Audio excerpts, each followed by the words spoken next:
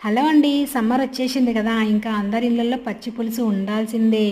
So, ఇప్పుడు మన తెలంగాణ స్టైల్‌లో పచ్చి పులుసు ఎలా చేయాలో చూపిస్తాను, చూసేయండి. ఫస్ట్ అయితే పులుసు తీసి పెట్టుకున్నాను కదా! దానికి టేస్ట్‌కి సరిపడా సాల్ట్ అయితే వేశాను. తర్వాత ఆనియన్స్, పచ్చిమిర్చి, ఎల్లిపాయ, జీలకర్ర ముద్ద అన్నీ వేసి చాలా మంచిగా మిక్స్ అయ్యేలా మొత్తం మంచిగా కలుపుకోవాలనమాట. పులుసులో అవన్నీ బాగా మిక్స్ అవ్వాలి. ఆ తర్వాత దానికి మనం పోపు పెట్టాలి కాబట్టి పోపు కోసం అని చెప్పేసి నేను ఇక్కడ చిన్న బాండీ పెట్టాను.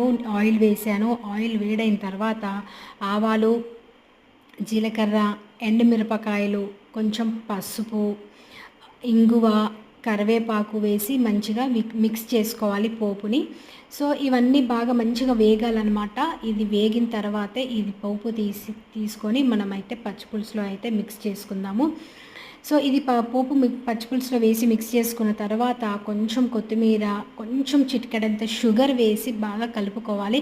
సో, ఎంతో కమ్మనైన పచ్చి పులుసు రెడీ. Thank you. మీరు కూడా ఒకసారి ట్రై చేయండి.